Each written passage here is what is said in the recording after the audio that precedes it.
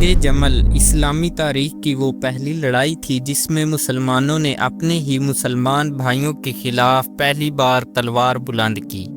حضرت عمر فاروق رضی اللہ تعالیٰ عنہ کے بعد یہ فتنے کا دروازہ کھل گیا اور امت مسلمہ ایک بڑی آزمائش میں مبتلا ہو گئی، جس میں ایک طرف نبی صلی اللہ علیہ وسلم کی زوجہ اور دوسری طرف اہل بیت رسول تھے۔ دراصل عربی زبان میں نر اونٹ کو جمل کہتے ہیں، اور حضرت علی رضی اللہ تعالیٰ عنہ کے خلاف اس جنگ میں ام المومنین حضرت عائشہ رضی اللہ تعالیٰ عنہ جب میدان جنگ میں آئی تو عسکر نامی ایک اونٹ پر سوار تھی، اس لیے اس جنگ کو جنگ جمل کہا جاتا ہے۔ اس جنگ کا پس منظر کچھ یوں تھا کہ جب حضرت عثمان غنی رضی اللہ تعالیٰ عنہ خلیفۃ المسلمین مقرر ہوئے تو آپ نے اپنے چچا زاد بھائی مروان بن حکم کو حکومت کے عالی عہدوں پر فائز کر دیا۔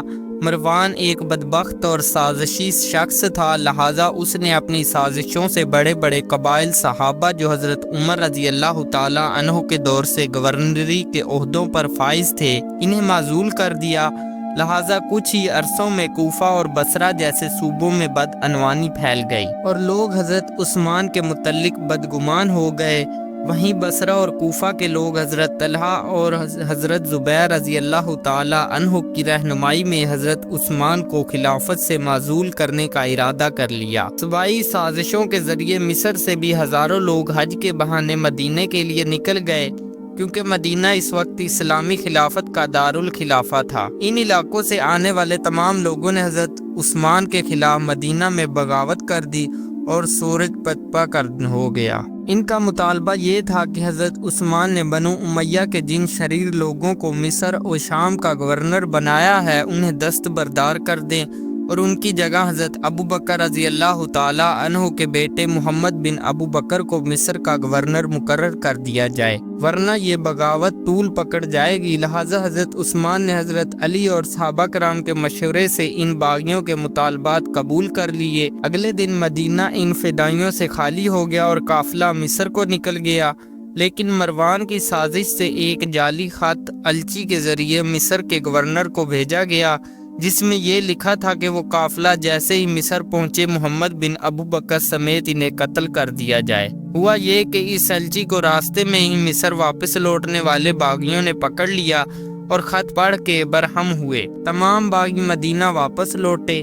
حضرت عثمان غنی رضی اللہ تعالی عنہ کو وہ خط دکھایا جس میں آپ کی انگوٹھی کی مہر بھی لگی تھی۔ حضرت عثمان نے جب اپنی انگلی دیکھی تو انگوٹھی غائب تھی، لہٰذا انہیں علم ہو گیا کہ یہ ایک جال سازی ہے تاکہ باغیوں کو خلیفہ کے خلاف بدگمان کیا جائے۔ حضرت عثمان نے قسم اٹھائی کہ یہ فرمان ان کا نہیں ہے، یہ خط صرف ایک سازش ہے، لیکن محمد بن ابو بکر نہیں مانے اور باغیوں نے طوفان کھڑا کر دیا۔ انہوں نے یہ مطالبہ کیا کہ حضرت علی رضی اللہ تعالی عنہ کو خلیفہ مقرر کیا جائے اور حضرت عثمان کو قتل کیا جائے۔ حضرت علی نے اس سے انکار کیا۔ باغیوں نے مسجد نبوی کا محاصرہ کر لیا۔ یہ محاصرہ کئی دنوں تک چلا۔ آخر کار ایک دن ان لوگوں نے دروازہ توڑ دیا اور مسجد میں داخل ہو کر حضرت عثمان کو شہید کر دیا۔ اب باغیوں نے حضرت علی سے مطالبہ کیا کہ وہ خلیفہ بن جائے، لیکن آپ نے انکار کر دیا، مگر مدینہ کے لوگوں نے اصرار کیا اور صحابہ نے بھی حضرت علی کو یہی مشورہ دیا کہ اس وقت حالات کے پیش نظر حضرت علی کا خلیفہ بن جانا ہی مناسب ہوگا، پھر بعد میں ان قاتلین عثمان کو سزا دے دی جائے گی۔ لہٰذا حضرت زید بن ثابت رضی اللہ تعالی عنہ، حضرت ابن عمر، حضرت طلحہ و زبیر رضی اللہ تعالی عنہ جیسے صحابہ نے آپ کی بیعت کر لی اور آپ خلیفہ مسلمین مقرر ہوئے۔ اب لوگ اس امید میں تھے کہ حضرت علی قاتلین عثمان سے قصاص لیں گے، لیکن ایسا نہ ہوا۔ حضرت علی نے اس میں تاخیر کی کیونکہ یہ باغی لوگ اب بھی مدینہ میں موجود تھے اور آپ چاروں طرف سے ان باغیوں سے گھرے تھے، لہٰذا لوگ آپ کے خلاف بدگمان ہو گئے۔ صوبائیوں نے لوگوں میں یہ افواہ پھیلا دی کہ خلیفہ بننے کے لیے حضرت علی نے قاتلین عثمان کا ساتھ دیا ہے اور اب وہ ان سے کوئی بدلہ یا قصاص نہیں لیں گے۔ لہٰذا حضرت طلحہ اور زبیر رضی اللہ تعالی عنہ بھی مدینے سے نکل گئے۔ دوسری طرف حضرت معاویہ شام سے حضرت علی کو خطوط پر خطوط لکھتے گئے کہ آپ جلد از جلد قاتلین عثمان کا حساب کریں ورنہ وہ شام میں بغاوت کر دیں گے اور اسلامی حکومت 2 حصوں میں بڑھ جائے گی۔ حضرت علی کے خلافت کے چوتھے مہینے حضرت طلحہ اور زبیر بصرہ پہنچے اور لوگوں کو خطبوں میں بتایا کہ وہ حضرت علی کی بیعت توڑ رہے ہیں، کیونکہ انہوں نے خوف کی وجہ سے یہ بیعت کی تھی۔ لہٰذا انہوں نے ام المومنین حضرت عائشہ رضی اللہ تعالی عنہ سے درخواست کی کہ وہ حضرت علی کے خلاف ان کا ساتھ دیں، کیونکہ مسلمانوں کے نزدیک حضرت ام المومنین کی شخصیت نہایت ہی قابل احترام ہے۔ لہٰذا حضرت عائشہ، حضرت طلحہ اور زبیر رضی اللہ تعالی عنہ نے بصرہ میں حضرت علی کے خلاف جنگ کا اعلان کر دیا اور قاتلین عثمان سے بدلہ لینے کا مطالبہ کیا۔ عبداللہ بن عمیر بن قریظ اور یالی بن امیہ نے 400 اونٹ اور 1 لاکھ درہم پیش کیے، جس سے ایک بڑی فوج تیار ہو گئی، جس میں 3000 سے بھی زائد سپاہی جمع ہو گئے۔ ان کی تعداد اہل بصرہ اور اہل مکہ سے تھی۔ سن 36 ہجری جمادی الاخر میں یہ لشکر بصرہ روانہ ہوا۔ جب حضرت علی کو خبر ملی تو آپ نے حضرت عائشہ کو بے شمار خطوط لکھے، جس میں آپ نے انہیں تلقین کیا کہ آپ اس عمل سے جماعت المسلمین کو ایک بڑی مصیبت میں ڈال رہی ہیں۔ لیکن حضرت عائشہ اور طلحہ و زبیر رضی اللہ تعالی عنہ اس جنگ پر آمادہ رہے۔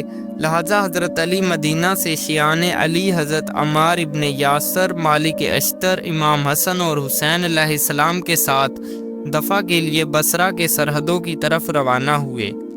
مسند احمد کی ایک حدیث کے مطابق قیس روایت کرتے ہیں کہ جب سیدہ عائشہ مدینہ سے بصرہ جاتے ہوئے بنی امیر کے نہروں تک پہنچی تو کتے بھونکنے لگے۔ انہوں نے کہا یہ کون سی جگہ ہے؟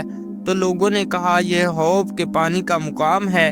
انہوں نے کہا میرا خیال تو یہی ہے کہ میں واپس لوٹ یوں، لیکن ان کے بعض ہم سفروں نے کہا اب آپ واپس نہ جائیں بلکہ آگے بڑھیں، ممکن ہے کہ مسلمان آپ کو دیکھیں اور اللہ تعالیٰ ان کے مابین صلح کرا دیں۔ انہوں نے کہا رسول اللہ صلی اللہ علیہ وسلم نے ایک روز ہم سے فرمایا تھا کہ تم میں سے ایک کی اس وقت کیا حالت ہوگی جب اس پر حوض کے کتے بھونکیں گے۔ لیکن یہ لشکر آگے بڑھتا گیا اور حضرت علی اور اصحاب جمل کا لشکر خریبہ کے مقام پر آمنے سامنے آ پہنچا۔ حضرت علی نے صلح کی کوشش کی اور حضرت طلحہ و زبیر کو خط لکھے کہ آپ قرآن کی مخالفت کر رہے ہیں اور قاتلین عثمان کا بدلہ ضرور لیا جائے گا۔